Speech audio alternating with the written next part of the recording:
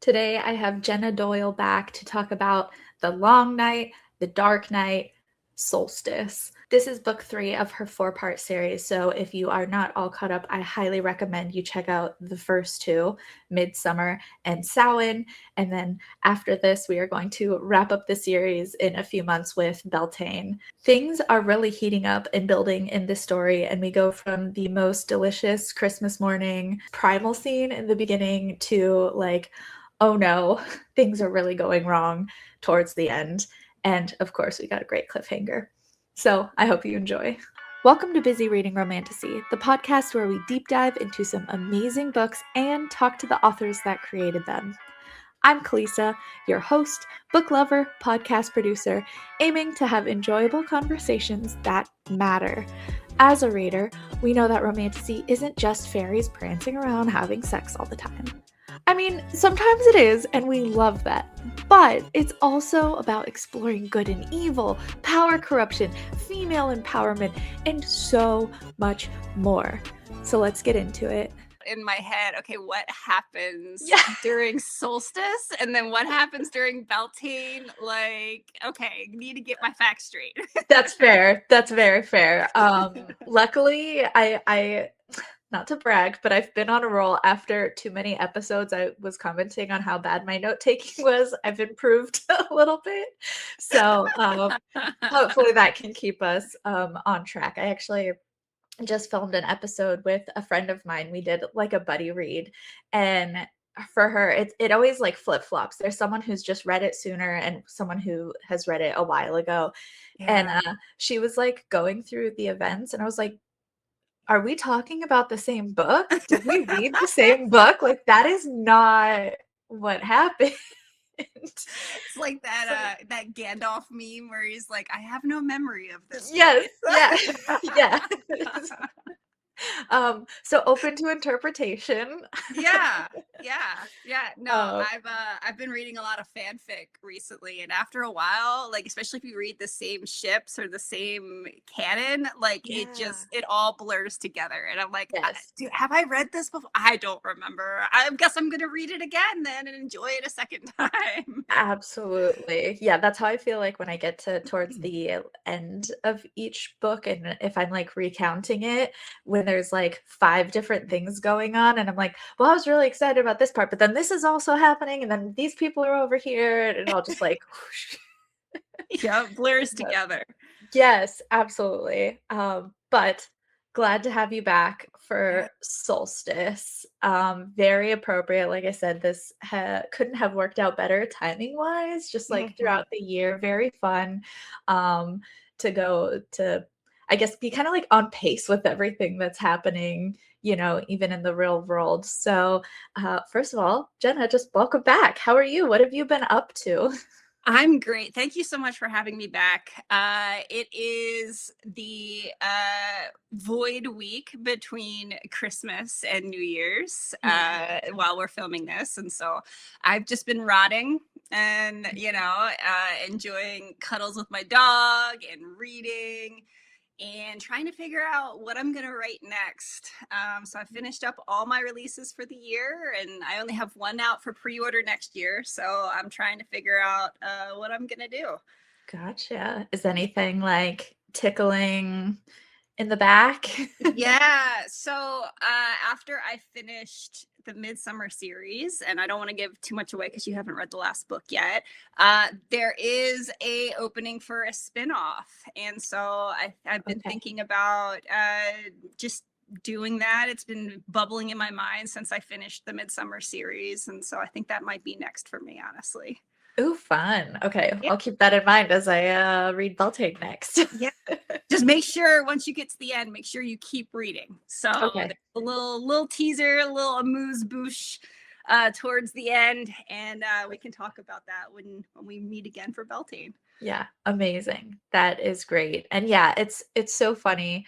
Um because I see, like, when I scroll and stuff like that, people talking about, like, oh, I saw one reel that was talking about how, like, the week between Christmas and New Year's is like the equivalent of when you make it to the airport and then before your flight takes off. Like, Yes. there's no rules. It's Yeah. just no man's land Time there. doesn't exist there. Yeah, you don't do anything. You're just gonna sit there and wait for things to pick Exactly.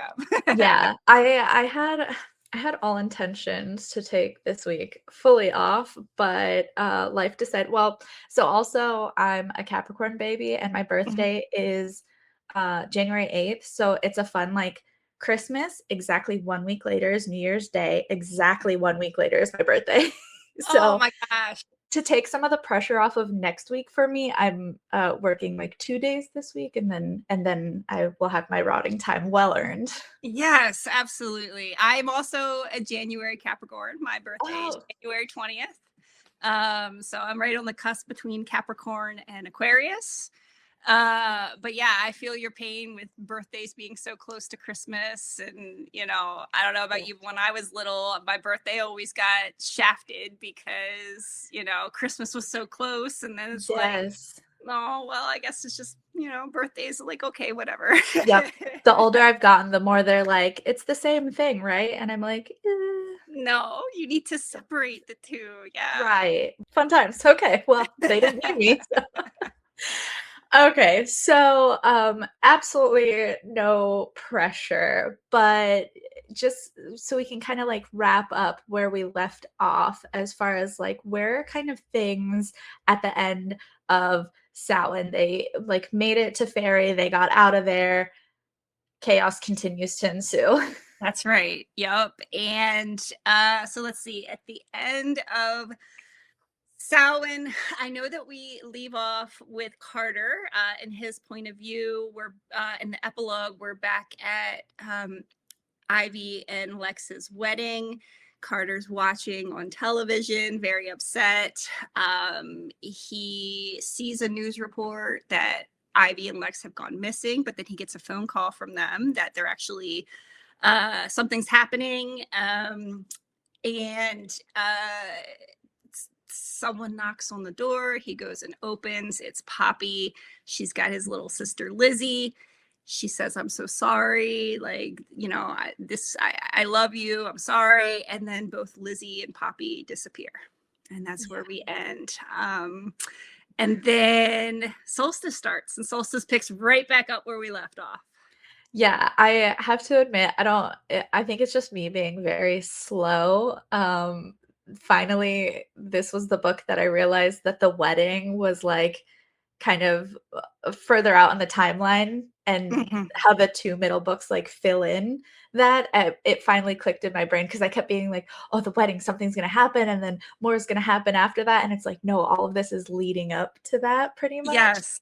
Um, Yes. it's funny, I think it's funny that it took me that that long to get, but I was like, "Oh, I get it now." Um, so we pop back, to November, Mhm. again, appropriate, we're in the winter months and everything. I loved the start of Solstice. I had in my head because, you think of, like, the long winter, it's, very dark, and, your warning was playing in my head as far as, like, things get a little rough, like, and I was like, "Oh, I'm so ready." I was so happy at the beginning of Solstice. I was like, "This is delightful." I don't know what she's talking about. Um so Lex kind of takes the initiative, and is being, like, super nice to Ivy, and is kind of, like, trying to finally bridge this gap. A lot of their relationship has always been fighting and Mhm. combative, and he's like, "I want what we have when we're all together, when it's just us as Yeah. well." And naturally Ivy's like, "What do you mean? You're being weird. I don't Yes. understand." You are playing a trick on me. There's something foul afoot, and I need to figure out what it is. Right, exactly, and he's like, "Okay, like, just give me a weekend, 48 hours," and he turns into this, like, absolute sweetheart, which is a side that I think we also don't really see from Lex, as being kind of the more like aggressive and kind of like leader and all of that. Yeah, can you give me a little more just like insight into that side of him and their dynamic through that? Yeah. So Lex reaches a turning point in his relationship with Ivy where he just is tired of the same old run and, the same old song and dance between the two of them. I think at this point it's been 2 years since they announced their engagement, just about 2 years. And, she's just won an election. They have to be partners out in the real world. And he's at the end of his rope in thinking we need to sort it out between the two of us, right? He has a very good relationship with Miri. He has a very good relationship with Carter. There's just one piece with Ivy where he just needs to force the issue. He just needs to figure out a way for them to get over this. Which all comes to a head when they go to the cabin at the beginning of the book, and he realizes what she needs from him that she doesn't get from Ivy, or what she doesn't get from Miri, doesn't get from Carter. And it's this adversarial push and pull. I think he even says to her, you need to, something about the only person you can lose to is me, because I'm the only person who gives it as hard as you give it, and so we see a very sort of primal, I would say primal play between the two of them, but it is very aggressive in a way that neither one of them can be with any of the other two lovers. We see a little bit of that with Lex and Carter, but Carter's always so eager to just submit to Lex. Yeah. Just like that puppy dog. Exactly. Such a golden retriever. But Ivy will not just lay down and take it from Lex, and that's what Lex wants from her too. Yeah. And so the first part of the book, I mean, I think really the whole book, but definitely the first part of the book is Lex and Ivy figuring out their shit and figuring out how they can be in this partnership together, and how they can make it real for them in a way that it hasn't been in the two books leading up to it. I always knew that was coming. That was something that I think I told you in one of the last interviews, like when I first wrote, when I first had the idea, I wrote out like 100 pages of just a very quick outline of how I wanted things to go across all 4 books. And that adversarial, sexual, primal play relationship between Lex and Ivy was always going to be there. And so it's kind of a fun little journey, I think, from seeing them as kids and having that wrestling match in the very first scene of Midsummer to now seeing them as adults and having this wrestling match as adults, but it leads to an intimacy and a connection between the two of them that they can't and don't have with anybody else in their life, which I think is special and unique for our 2 little guys. Yeah. And that's so nice to connect it to like when they're little and when you're kind of playing around in that aspect, because I think that's like an outlet as adults that we don't often have unless you seek it out with some sort of like, martial arts, or you have a partner that's into kink and you're educated on how to do that. So that's definitely beautiful. I want to break it down. This is like the equivalent of Christmas morning for me, was the beginning of this book and the cabin scene and everything. I was like, this is great, Jena. I love it. Yeah. So like some of the highlights, just like for me as the reader, they go to this cabin in the woods, and Lex kind of lays out this essentially the equivalent of like, I'm going to come after you, and when I get you, like the equivalent of if I catch you, I fuck you. Yeah. And so Ivy gets up and she's like, okay, no face, and you replace any of the clothes you rip, and she takes off, and the chase happens, and I'm like, yes. And I thought, like, again, beautiful and kind of balancing the tender aspect with this, like, really intense primal play was that when he catches her, he's like, kind of shouting down the bond, I love you. Mhm. And it like mentions how he was almost scared to say it out loud because he didn't want to like scare her off and ruin whatever they have going. And then Carter, our lovely golden retriever, shows up as well One of later my on favorite scenes. and joins. Yeah, tell us a little bit about like what was writing it like. What were some of your favorite aspects? Oh gosh. So I love the mental image of Ivy just like strapped down to this table. A very vulnerable position to be in, that she would not allow herself to be in for anybody else except for Lex. And that speaks to, even though there's a lot of animosity between the two of them, or previous animosity, that really speaks to the trust that she has in their partnership, that she's allowed herself to be blindfolded, gagged, and fisticuffed to this table, tied down to this table. Um, and I thought the only thing that could make that scene better was if Carter came in and we had this like good cop, bad cop sort of dynamic. I think I saw a Yeah. meme that was like, you have a good top and a bad top, and the good top praises you while the bad top humiliates you or degrades you. And I was like, oh, that is my Carter and my Lex. Like, how can I take that universal fantasy and put it into Solstice? And so, yeah, I had Carter walk in on them. And one of my favorite visuals is Carter walking in and just seeing Ivy strapped down to the table, blindfolded and gagged. And he's like, wow, is this a present for me? Yeah. You're so generous. Thank you, Lex. Yeah, that was amazing.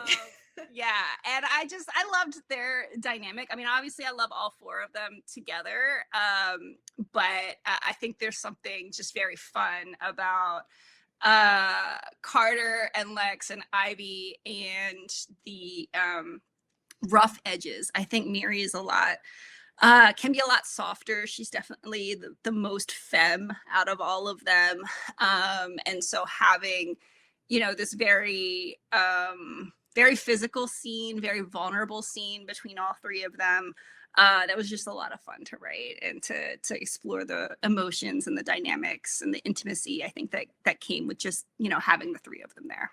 Yeah, absolutely. Absolutely. So after my equivalent of the best Christmas present ever, naturally, as the story progresses, things do continually get darker. And then I was like, oh, I know what she means now. I Yeah. get it. I get it. Yeah, I really wanted to have that moment of home and family and connection, between all four of them, because eventually Miri does come, and we have our four lovers there together. It's the only time in the whole book that our four lovers are in the same scene together. And of course Poppy comes as well, and they have like a glimpse, I think, at what the future could be, if they can get past all of the Fae and all of the public eye and all of the stuff going on. And so, I guess, to quote you, I wanted to give the readers that Christmas morning, that little sense of home, before I brutally snatch it away and tear out everybody's hearts. Yeah. Yeah, a casual day reading, Exactly. it happens. Yeah, and also we find out that the house was purchased, so that's like it essentially kind of becomes their like home base. Like that's where they can come to and do holidays, and it's again in the middle of the woods, hopefully away from prying eyes and everything. And yeah, so they get to enjoy the rest of that week. And then naturally things just start to happen. Before we go on kind of some of the aspects that like move along the plot, one more thing that I wanted to touch on as far as specifically Ivy and Lex was on New Year's. And that one, I always love Google Correct because sometimes I just type really fast and it just so we have Alex and I was like Lex. Yes. they're at a party, and obviously them being like political figures and kind of, you know, big names or whatever, he's like, I have a little gift for you. He's still being a good little sweetie, as we say in our family. And you know, they have this little alcove, which is kind of hidden, but if someone were to look, like, that would be, and of course that Yeah. gets Ivy all excited, and she's like, Yeah. oh no, she's like, you have 30 seconds to make it happen. And he makes it happen. Um, and I believe that is the time that she actually, not out loud yet, but she finally says back that she loves him as well. So again, that kind of pivotal, like, things are changing. And naturally, we get a little bit of that when they were at the cabin, and then it continues more throughout of their dynamic shifting and how that impacts also Carter and Miri, because they're used to seeing them just fight and go at it and kind of be on that level. So now that there is a deeper connection, there's a little bit of shifting, a little bit of jealousy naturally, to be like, oh, you guys are all of a sudden really getting along. Where does that put, like, the rest of us? Yeah, yeah. And you know, in a lot of poly relationships, like, jealousy is a very normal human emotion. And even in poly dynamics, you're never gonna get away from it, right? It's an opportunity to look inside and to think, you know, what are my needs that are not being met, or what am I afraid of? And how can I communicate that and then be able to rectify whatever that is? And so I think for Carter and Miri, their lives have pulled them to the farthest ends of the world, right? Miri lives in England and has a very public life there. Carter is off filming and doing his Fractured Crowns, HBO trademarked. Please don't sue us, HBO. Doing his you know, very rigorous filming schedule, and so they're just not able to be around Carter or Alex and Ivy as much as they want. And because Lex and Ivy have this very public proposal, very public relationship, it smarts, it hurts that now, like, what once was this terrible, horrible thing, and they were sort of doing it begrudgingly, now they've accepted it, and not even just accepted it, but embraced it. And the feelings are starting to be very real. I think for Carter, it's very much some between a rock and a hard place, because I think he always wanted Lex and Ivy to get along and to be more loving and accepting with each other. But at the same time, he's jealous that he can't be with them publicly, but then also can't be around them as much as they're around each other. And I think for Miri, she always wanted them to get along, but I don't think that she ever, well, I think Miri always knew that this hatred between the two of them, this animosity, was them just like masking a deeper affection. But for her, it's kind of the same, that she can't leave her life. Carter could always give up his acting career. He could always just, you know, leave whatever film project he's doing and just come back. But for Miri, she's very much under the same sort of restraints that Lex and Ivy are, and that she can't just like give up her public life. She can't just leave her family behind and come back and spend that time with them. And so there is a very deep sense of jealousy there. But I also, if I'm honest, I think for both Carter and Miri, they sort of knew that it was always going to end up this way. And so there's also like a little sense of vindication, like a little sense of like, I fucking knew it. Yeah. Yeah. Absolutely. Absolutely. I think it feels like a poly relationship is like truly embracing the fact that two things can be true at once, like you said, where it's like knowing like, hey, I'm really happy for you, and clearly I got something in here that I'm like exploring, or, you know, that I need to figure out, and kind of seeing where you stack up in it. And Miri isn't in this book as much, because she is stuck, you know, fulfilling her duties. Man, I really feel for her. It really feels like she is in the toughest spot, because even though, you know, Lex and Ivy, they really have each other now that they finally accepted that they have each other. Yeah, exactly. And Mary really is kind of stuck all by herself. And I think especially having that looming, like, they're, throughout the book, they're like, well, just marry Carter, or, just don't do it at all. And even she admits, she maybe considered it, but to kind of give up her birthright and then having to depend on others, Yeah. it's really a tough situation. Yeah, it really is. And in America, we don't we don't have royalty, and we don't understand royalty sort of the way that the English would, right? Mhm. Because even though I've made a similarity with Lex and Ivy to having, like, the Washington last name, to be a descendant from George Washington, even Lex descended from the Fairfax, which in Virginia, Fairfax County, like Fairfax area, all came from, one of the generals during the Revolutionary War. And so there's actually a really funny story about George Washington sort of having this huge crush on Lady Fairfax when he was in his Oh, early 20s. And so that's where I got that from. She was much older than him, and he just had this almost chivalric love for her, right? There's no evidence that anything untoward ever happened, but he speaks right. very highly and very poetically about her, and her for him too. And so I sort of played with that when I created Lex and Ivy, right? Like the Washingtons and the Fairfaxes would always have this sort of very close relationship throughout the ages, but that's nothing compared to the history and the weight of what comes with a royal last name in England. Mhm.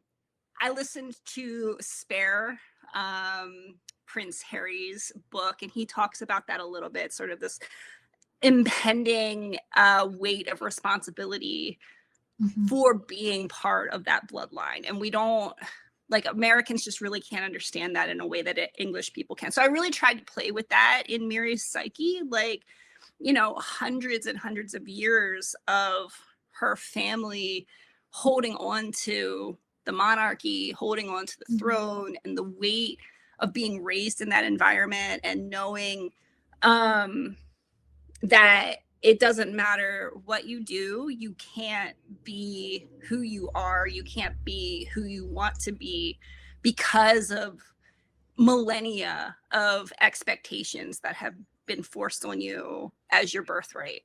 Mhm. Not only that, but her parents died very young, and so there's also a deep sense of, like, I owe it to my family in order to stay and to make them proud and Mhm. to get what they had taken from them so young. And so, yeah, I agree with you. I feel for Miri in a lot of ways. The next book is Miri's character arc, right? I Mhm. think I said in my last interview with you that Miri is one of the strongest out of the four of them, not just because of her power, but because of what she decides to do. Excuse me, Mhm. what she decides to do with that weight and that expectation that's sort of been thrust upon her. So we'll see a little bit more of that in Beltane. Um, Solstice is the longest night of the year. It's the darkest time of the year. And Miri's absence, at least I hope Miri's absence throughout the book, was very gravely felt, Mhm. not just by our characters, but also by our readers, and that, they're not whole without her, and that she very much is a part of their relationship, and part of their heart, and a part of their dynamic. Yeah, that was definitely the kind of overarching message, was they're not all together and something is, like, really wrong. Like, every time in my head, I would be like, "Oh, no, she's been kidnapped, clearly, she wasn't." But I was No. like, "She's gone, you guys are not, like, freaking out enough," and Yeah. again, there is that, like, um, they and I think we do see more into their lives.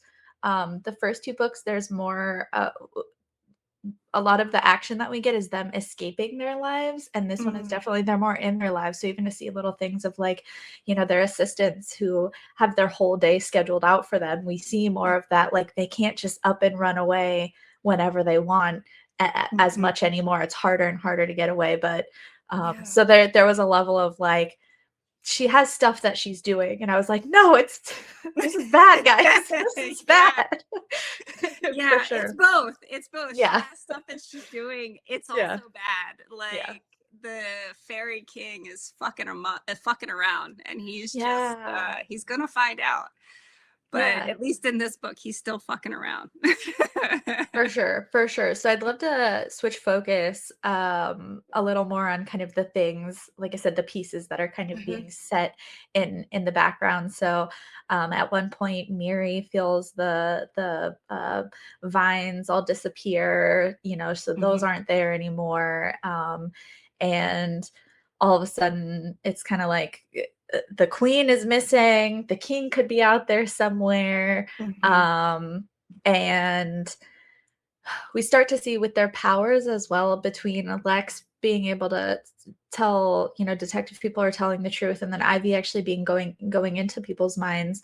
I the more like they can tell that there's secrets being kept in between them, and also like wanting to respect everyone's privacy and as things, because Miri is having these really unfortunate interactions with the king. And then also we have Lex, who is like made a deal with Poppy and is trying to get her to bend time and jump around in time. Is there anything between like the two of those that you want to touch on, and how that works out, and how that, I mean, essentially I think that's always like a lesson that we take away from situations like these, where it's like, I think initially we keep things from other people because we want to protect them. Like we see how much they're dealing with, and we don't want to like add to their plate or make them worry or anything like that. And how that just like all those things and all those secrets just start to further separate all of them. Yeah, absolutely. For Miri, it's definitely a matter of wanting to protect them. I think that she thinks if she can draw the king towards her, then the king is not going after the other ones. I also think she wants to stay close to her family. For as much as they restrict her, she loves her cousin, right? She loves Edward. She loves her grandmother, even though her grandmother can be very unfair to her sometimes. It is still the woman that raised her. And so, I think when the king starts to threaten coming after the people closest to her, she feels like the only person who can really protect them is her. And if that means staying away from Lex and Ivy and Carter, if that means staying close to her family, that's what she's going to do. For Lex, I think he always has his own plan. He always has his own ideas about the way things should be done. For better or for worse, I think Lex is right most of the time. Lex, for me, is almost like an anti-hero archetype, right? Like if I were to put him and Carter against each other, Carter definitely follows more of the hero trope, and I think Ivy does too. Like she has a noble purpose, and she goes about it a noble way, right? For Lex, I think he has a noble purpose, but he doesn't always go about it the right way. He's gonna live by his own moral code, even if that means keeping secrets from the people that are closest to him. I think in his mind, he's trying to protect them. I think he's always trying to come up with a plan B or a plan C or even a plan D that maybe the other people don't know about, in order to make sure that things go the way that he wants them to go when the shit inevitably hits the fan. And so working with Poppy without telling the other ones, I think Ivy would definitely have had a problem with it and tried to stop him right off the bat. Certainly Carter would. And he just doesn't want to have to deal with that. And I think he, if he can come up with a way to manipulate the situation for his own gain in order to protect everybody, in order to figure out what Poppy's game is. Because even though they're working together, Lex doesn't trust Poppy 100%, and he never will. Like, he looks at her and he sees just something that it's not adding up. I think she looks like she may be 12 or 13 in this book. But he looks into her soul almost, and he can sense that she's lying about something. He can sense that there's more than meets the eye. And so if he can figure out what that is, while also sort of manipulating her to his benefit, he's going to do that. Right? He's always going to try to protect his loved ones, protect his spouses, protect what's his by any means necessary.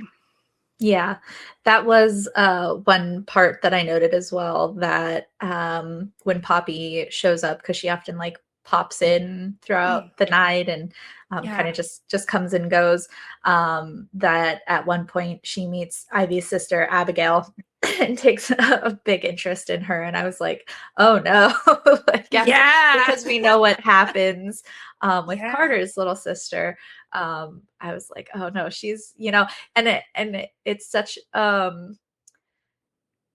an interesting balance to see the love that, our main four have for her. I mean, Lex more or less, like, it's still there, but like how they care for her, and then also being like, something's not right.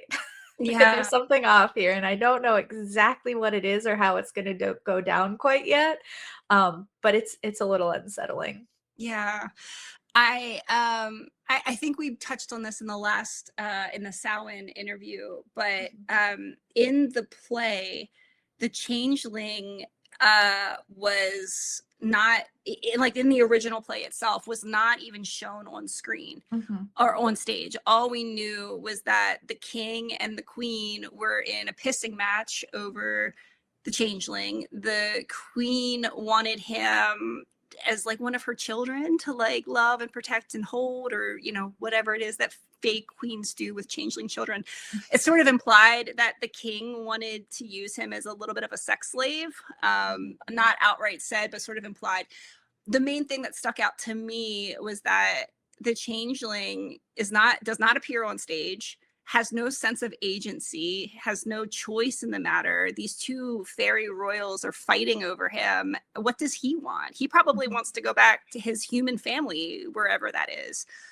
And so when I was adapting, it was very important to me that the changeling have their own motivations, have their own agency, have their own plan, have their own secrets, their own thing going on. What do they want? Right. And I think we get a little taste of that. Certainly towards the end of Solstice, we find out what it is that Poppy really wants. But at least in these interim pieces, it was important to me that Poppy does have her own motivation, but that also that the other characters know that she's not all that she says that she is, right? There's something else hidden in there. And then that was very fun dynamic to play with as well, sort of, especially Lex and Poppy. Like, as much as he pesters her, she pesters him right back. Yeah. I am excited to see all the secrets and get the answers to whatever degree. We also finally get a hold of Siobhan. She's been busy out doing fairy stuff with her fairy counterparts. Yeah, exactly. And I thought what was really fun about that is we get the answer when she was like, hey, so your gift was only supposed to last like 24 hours. You guys went in the woods and made a vow that's not going to be broken. Like, that was all you guys. And I was yourselves. Like, it's meant to be. Like, what a time when they were like, remember back in the beginning when they're like, guys, we have to break this. We have to figure this out. And she's like, well, good luck. yeah, like I said, it was meant to be because obviously they all love each other. Um, Yeah. Yeah. and also we have what is supposed to be Ivy's bachelorette. Okay, so they go and they end up the king attacks. He's Yeah. crazy. I Yeah. look every Yeah. you're like, yes, I know. Yes. um Wild. yeah, like, so Ivy's getting strangled, and, Carter's the one that manages to get them away, which beautiful use of his gift when he's like, "I guess I'll just close my eyes and we'll like, he knows where to hope, turn." hope for the best. Luck be on my side. Yeah, crazy little action scene there, and I thought what was really interesting about that, beyond dealing with the king, um when they get back, it was supposed to be Ivy's bachelorette party, and so she decides to explain what's going on to her siblings. I thought that was super interesting because that was one thing that like I never would have like guessed or foresaw because they were kind of doing so much work to keep this a secret. So tell me about that and just kind of like her motives of why did she just say like, okay, fine, I'm going to explain it, however crazy this sounds. Yeah. I think in a lot of ways, Ivy was just tired of keeping the secret. Yeah. Kit has always been her confidant. And I think whenever Ivy has found herself in any sort of trouble, Kit has always been one of the people to help her figure out how to get out of it. John and I think there's even a part where John complains about being the middle child and being left out between the two of them. Yeah. But John is also very smart and also understands what it's like to live in that family. His situation is a little bit different because he's a man and doesn't have the same sort of pressures put on him that the women do. And Ivy sees a lot of herself in Abigail. They look very like out of all the siblings, they look the most alike. Abigail is very much motivated and following her mother's orders, sort of the same way that Ivy did. And so I think with Abigail, Ivy sees sort of a chance to like a second chance to do it right with her sister. And so I wanted Ivy to have help. I wanted Ivy to be able to rely on her siblings in a way that I don't think any of the other characters really can. Not only that, but like I wanted to do spin-off books with the siblings, and so I needed to make them more integral to the plot. I needed to make them understand what was going on, make them likable.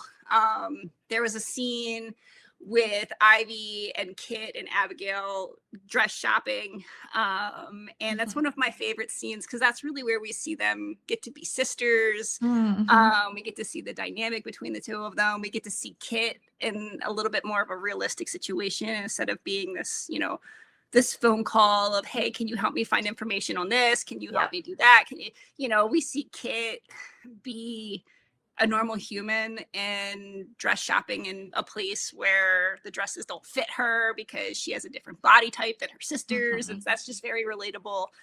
And so, yeah, I think I wanted Ivy to have someone to really lean on in a way that she could be honest with them. And I think one of my favorite parts of that scene is sort of the reluctant acceptance by the siblings, where they're like, yeah, this story is unbelievable, but if all of you believe it and all of you are telling us that this is what's happening, like, I believe you, right? Like it's crazy, but I believe that you believe what you're saying. Yeah.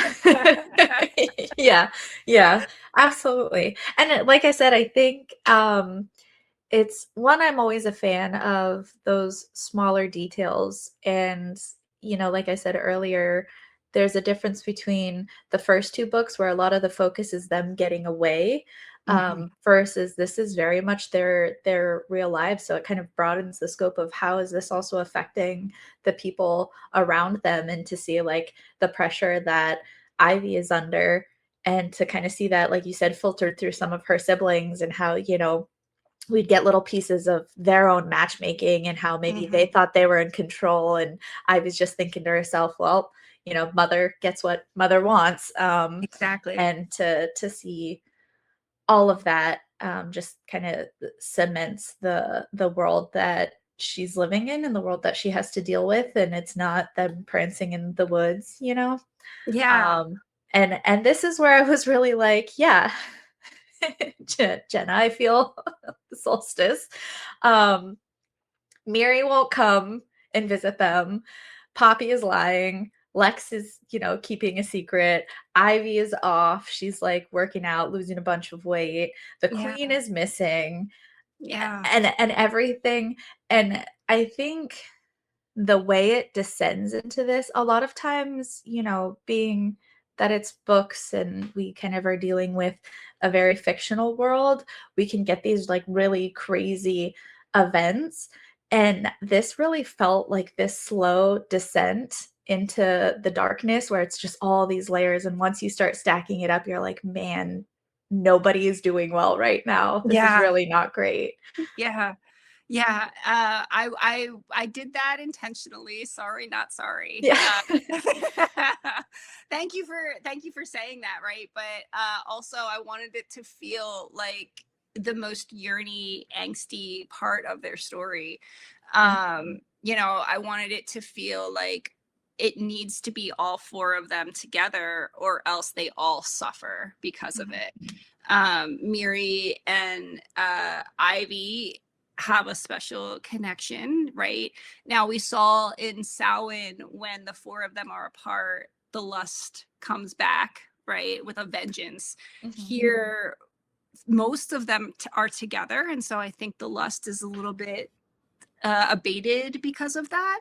But because Miri is not coming home and not even like calling and talking to them, right, not answering their calls, we see Ivy start to just unravel and disintegrate before our very eyes, because a huge chunk of her is missing. Mhm. um Miri, I can't remember if I put it in this book or if it's going to come towards Beltane, but Miri is also experiencing the same thing, where she's not doing well. She's losing weight. She looks Mhm. terrible. She's not eating, not sleeping very much. And, you know, Solstice is, I'll say like the smaller storm before the storm. I was gonna say it's the calm before the storm, but it's not even before the storm. Yeah. It's sort of like Yeah. the eye of the storm, maybe, if you will. Like Mhm. you're in it, it's hard, and it's gonna get worse before it gets better. But yeah, none of them are doing very good.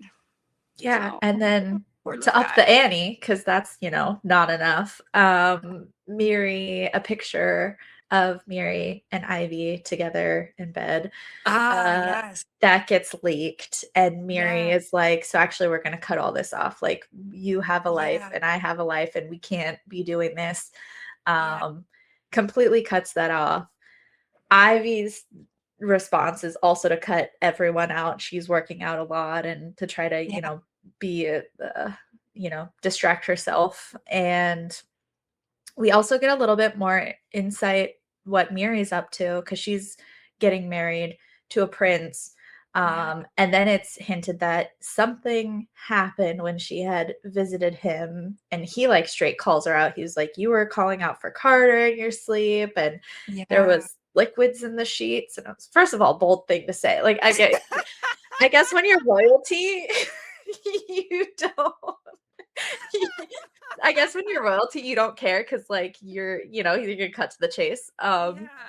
But and because my first thought was maybe the prince did something, and I was like, Mhm. oh no. And even worse than that, unfortunately, was like the king was somehow involved in that. And again, just like, Man, poor Miri stuck Yeah. out there dealing with all of that. Yeah, she in her desperate attempts to protect everybody, she has left herself vulnerable. And the king takes full advantage of that. I am not personally a fan of SA, and I try not. I mean, who is, right? I'm not trying to Right. be Yeah. flippant about that. But I try not to write it, and I try not to make overt references to it. But I think in this case, I was really trying to think about what would be what would the king do in order to make Miri feel as vulnerable as she could, in order to get her to come to him and to either demand answers or turn herself over in order to save all the rest of them, in order to deliver the queen. Like, what would the king do in order to make Miri feel like she had no other choice but to come to him? And I think that he is manipulative enough and maniacal enough in order to fuck with her memories again. And that's exactly what has happened, right? Something happened. He did something to her. I think we're all smart enough to kind of understand maybe what he did to her, but then to take it away from her and to change her memories in the same way that he did when her parents died. And that means that she can't trust her own mind, which then means that she can't be around Lex and Ivy and Carter, because she doesn't know, like, if she were to do something to them and then the king manipulate her memories again, she wouldn't want to hurt them. She wouldn't want to put them in a vulnerable position. She kind of thinks she's a little bit of a sleeper cell at this point in the story, that the king is just in her mind all the time, and that he can make her do whatever it is that he wants her to do. And so that's part of her motivation too for staying away from them, is like, not only do we have the public discrimination against a potential relationship between Ivy and Miri, certainly her grandmother's frustration about that, but then also this idea that Miri can't trust herself, and if she can't trust herself, she can't be around anybody that she loves because she doesn't want to hurt them. And so that's, I really do feel for Miri in this situation. I think out of all four of them, she has the roughest journey to being able to overcome her obstacles and to be able to succeed through her character arc. Which is why I put her book last, because she goes through it, but our girl is strong and she's amazing and resilient, and we're going to see her come out on top. Perfect. I cannot wait for that. That's what we needed after a book like this. Yes. Yeah. Okay. So then after that, another piece that I really liked was actually Dimitri and Lex talking, and, also a smart guy. And it kind of, again, is expanding their circle of who knows what's going on. Because he's like, hey, something's up with Poppy. Is she this creature that we have, tales of, or what's going on?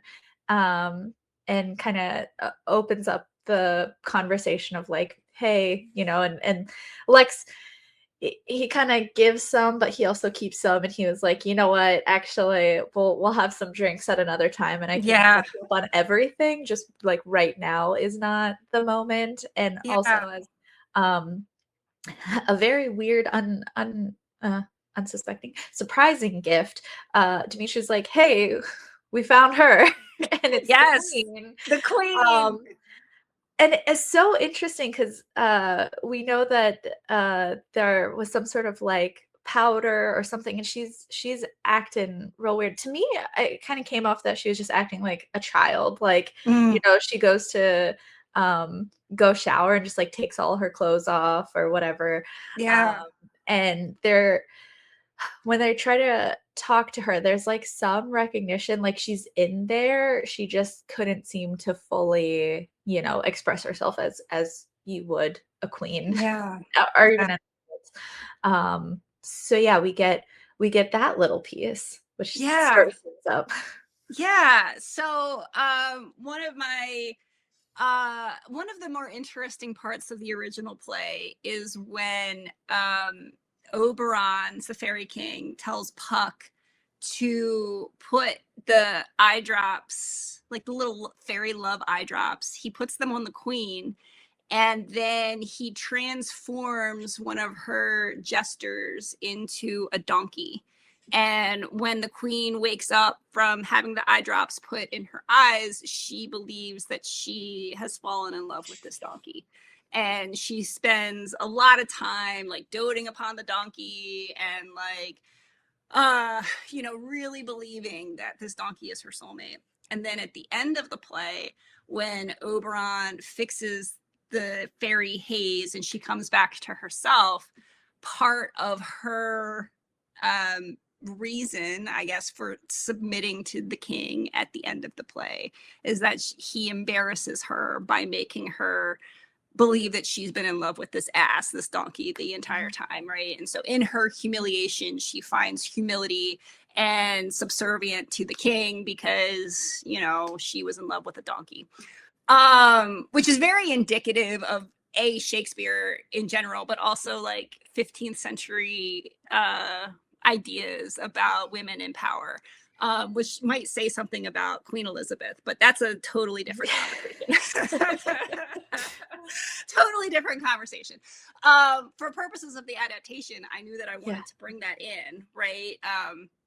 But obviously, I'm not going to make someone as powerful as the queen fall in love with a donkey, because that doesn't hit right for modern audiences. Everyone would be like, why is she obsessed with this fucking donkey?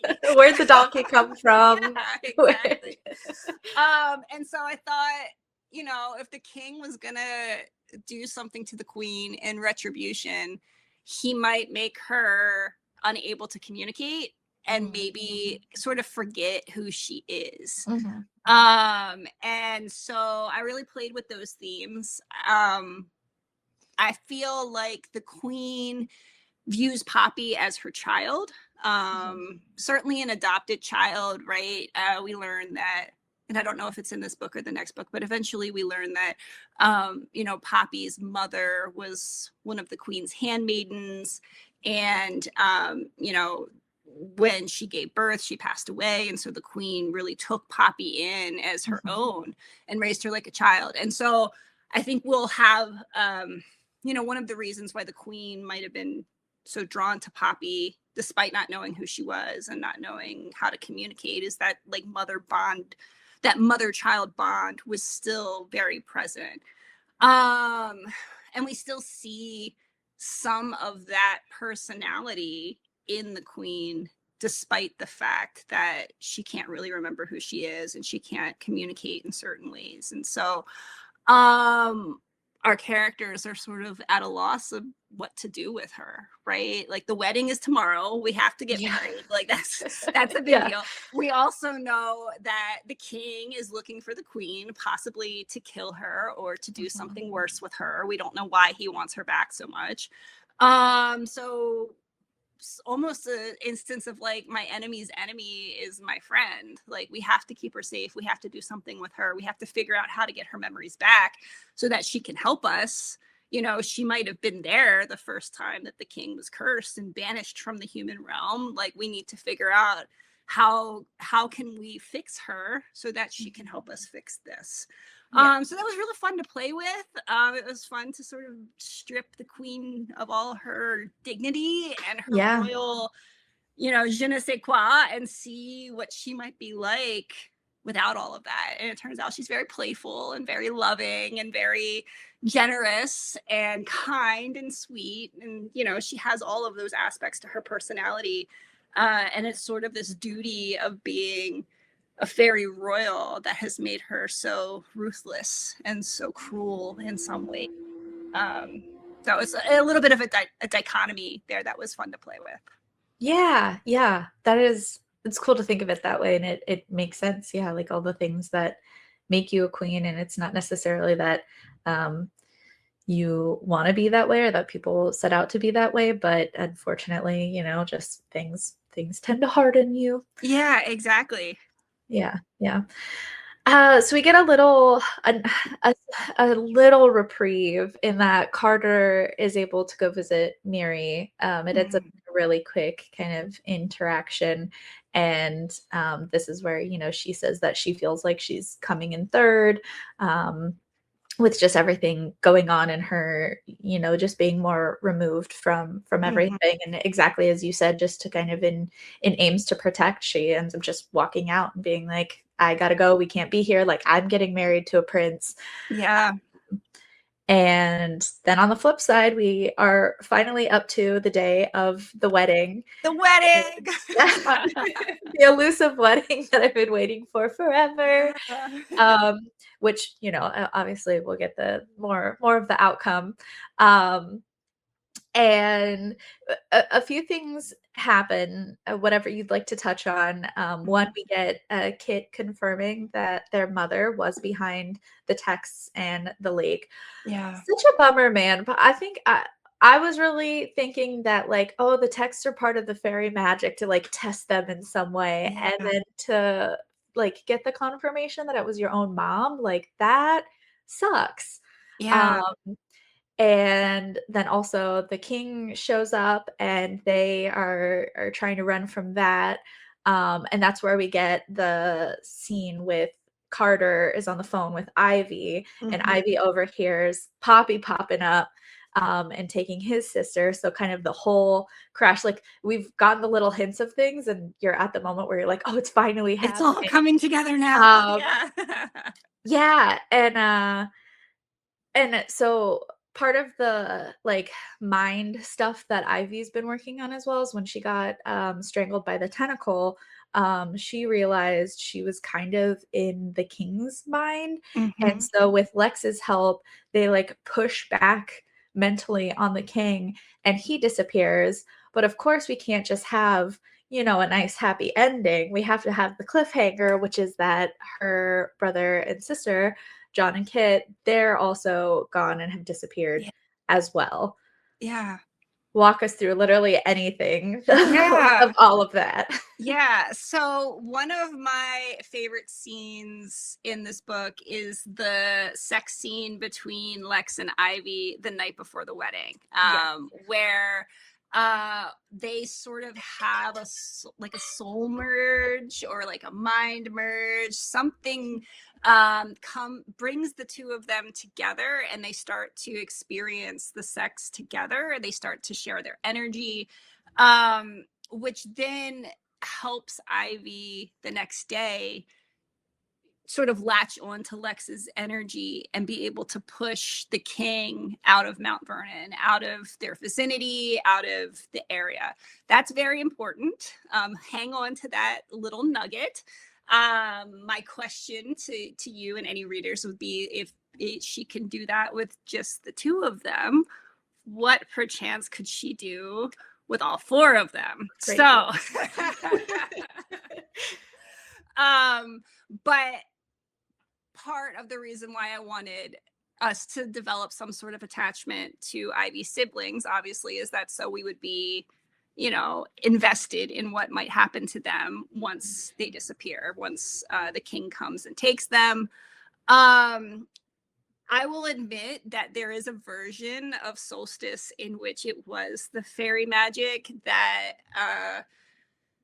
caused the text messages. I even dabbled with Poppy being the one to release the photo. In the end, I went with Ivy's mother because I feel like she had the most motivation to keep all of them apart. I feel like she would know from the beginning what was going on and have her own desires about wanting to push the Lex and Ivy agenda. Mhm. Um, And it's very Shakespearean that the parents are the villains, right? If we look at like, even if we look at Midsummer, it all starts because Hermia's father wants her to marry Demetrius as opposed to marrying Lysander, even though we're not really given a good reason why Lysander is not a viable option. It's just because he wants it and that's the way it's going to be, and fuck what Hermia wants. And so we see that in a lot of Shakespeare where the parents are just so domineering and so controlling for no very good obvious reason. You know, the whole plot of Romeo and Juliet would have been avoided had the Montague and the Capulet just sat down and had like a good conversation about like maybe we don't have to be enemies so much, like maybe we can like figure out a way to smooth this over. And so, you know, I thought Ivy's mom would probably be, she would have the most motivation and she would have the most access and means to do it. And in the end, that made the most sense. Yeah. So that's, you know, that's how we ended up there. I also think it gives Ivy a good motivation for wanting to burn it all down and for having that be just the last straw. Like, you know, Mama Washington did all of this horrible stuff. She's never going to stop. She's never going to, you know, if she's treating me this way, she's going to treat my siblings even worse. You know, if she thinks she can get away with it now, she's going to continue to get away with it. And so it was very important to me that the wedding not happen, that something, you know, that Lex and Ivy not actually get married on the day of their wedding. But then also for Ivy to have a new burst of motivation. At this point, she's feeling at the lowest, right? It's sort of her dark night of the soul moment. When we talk about plot, this is when Ivy hits rock bottom, realizes how much she's being played for years and how much her mother has just been manipulating her for years. And she finds that fire again. She finds that, you know, fuck all of this. I am so done. And we see her sort of rise up from the ashes and keep fighting. And so, yeah. And then the cliffhanger, I love a cliffhanger, especially in multi-series books when it's the same characters in each book. You gotta have a good cliffhanger. Yeah, absolutely.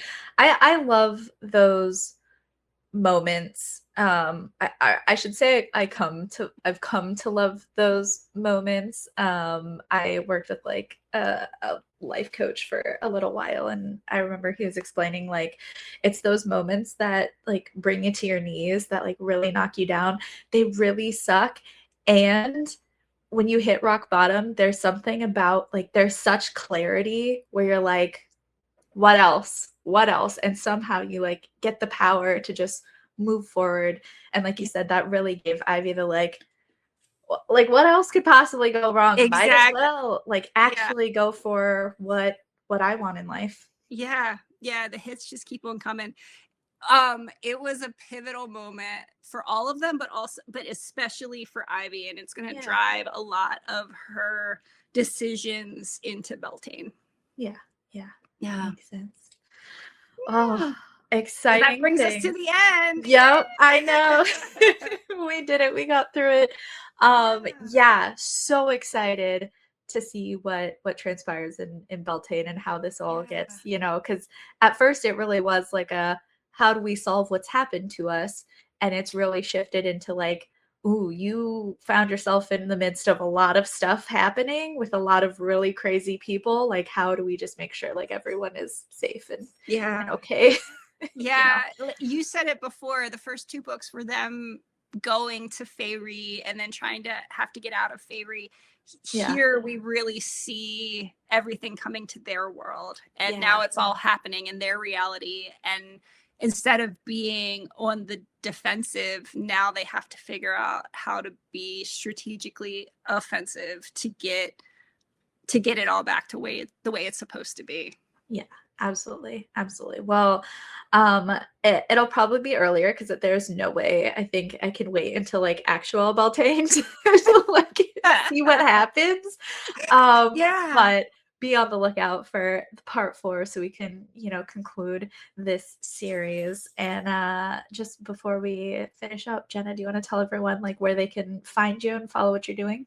Yeah, absolutely. You can find me at the Jena Doyle on all of the socials.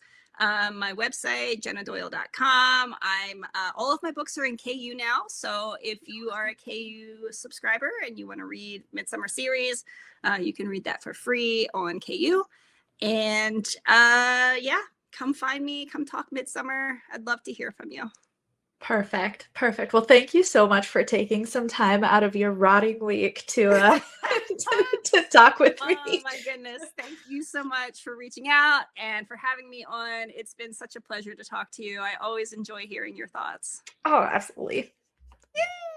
Hey, thanks for listening and or watching this episode. If you stuck around this long, I'm going to assume you enjoyed it, so be sure you are following or subscribing so you can see when new episodes come out.